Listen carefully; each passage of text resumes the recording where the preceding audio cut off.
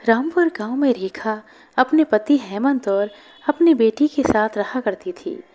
रेखा बहुत ही धार्मिक विचारों वाली महिला थी। भगवान शिव में उसकी बहुत आस्था थी। रेखा हर सोमवार व्रत किया करती और नित्य भगवान शिव का अभिषेक किया करती। हेमंत एक स्टील की फैक्ट्री में काम करता था। रेखा गरीबों को दान दिया करती और जब भी किसी को किसी भी प्रकार की मदद चाहिए होती तो रेखा कभी पीछे नहीं हटती। भगवान शिव की कृपा से रेखा के जीवन में सब अच्छा चल रहा था। हे भोलेनाथ, मुझ पर और मेरे परिवार पर सदा अपनी कृपा बनाए रखना। आपकी दया से मुझे किसी चीज़ की कोई कमी नहीं है। आपका धन्यवाद प्रभु। लेकिन एक दिन रेखा को खबर मिली कि हेमंत का फैक्ट्री में एक्सीडेंट हो गया है और वह हॉस्पिटल में एडमिट है। वह हेमंत को देखने के लिए भागी। हे भोलेनाथ, यह सब क्या हो गया? डॉक्टर, क्या हुआ मेरे पति को? आपके पति के हाथ मशीन में आ गए थे, इसीलिए हमें उनके हाथों को काटना पड़ा। अभी वह बेहोश हैं। आप थोड़ी देर बाद उनके होश आने पर उनसे मिल सकती हैं। रेखा हेमंत के होश आने का इंतजार करने लगी और मनी मन भगवान शिव से कहने लगी, हे भोलेनाथ, मैंने किसी का सपने में भी बुरा नहीं किया, फिर मेरे साथ ऐसा क्यों हुआ प्रभु? हेमंत को जैसे ही होश आया, रेखा भागती हुई उसके वार्ड में चली गई। रेखा, मेरे हाथों में क्या हो गया? रेखा, इससे तो मैं मर ही जाता तो अच्छा होता। आप ऐसा क्यों बोल रहे हैं? आराम कीजिए, मैं डॉक्टर से बात करके आती हूँ। रेखा हेमंत की इस हालत को देखकर फूट फूट कर रोना चाहती थी, लेकिन उसने खुद को संभाल लिया। कुछ दिनों के बाद हेमंत को हॉस्पिटल से छुट्टी मिल गई और रेखा उसे घर ले आई।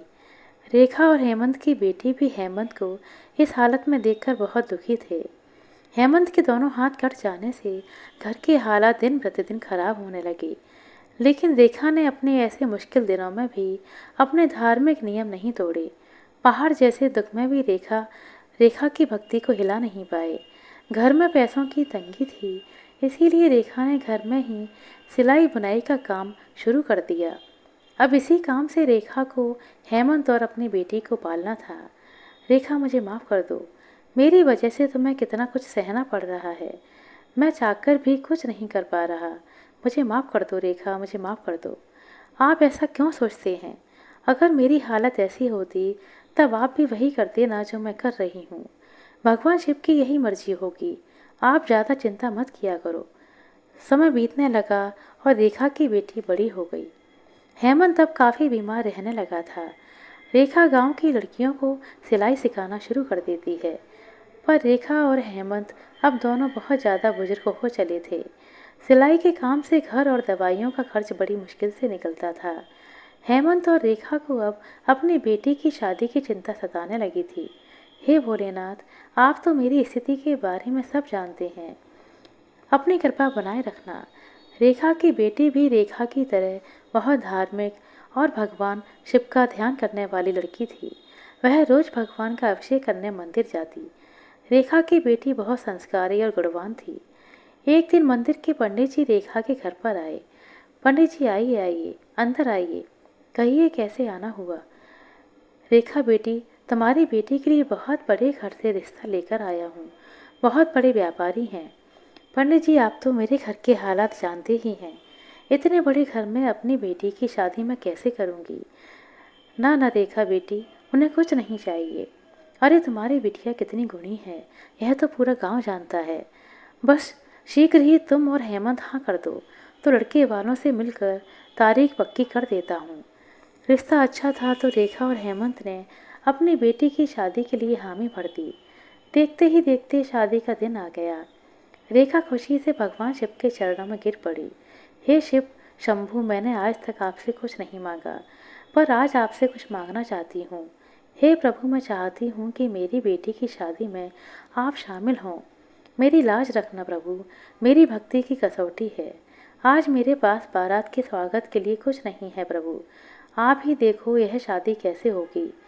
रेखा जैसे ही भगवान शिव की आराधना करके बाहर आई तो उसने देखा कि बाहर बारात के स्वागत की तैयारी बड़ी धूमधाम से चल रही है और रेखा भी शादी के सुंदर जोड़े में गहनों से सजी हुई है।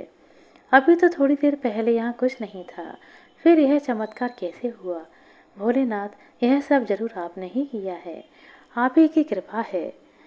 थोड़ी देर में बारात भी आ गई और शादी की विधि शुरू हो गई।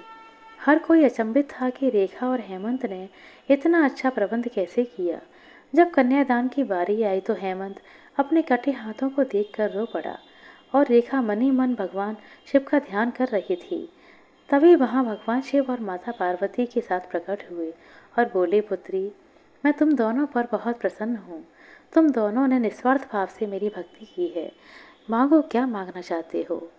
हे प्रभु, मैं सिर्फ इतना चाहता हूँ कि आप मेरी बेटी का कन्यादान अपने हाथों से करें, तो प्रभु हम धन्य हो जाएंगे।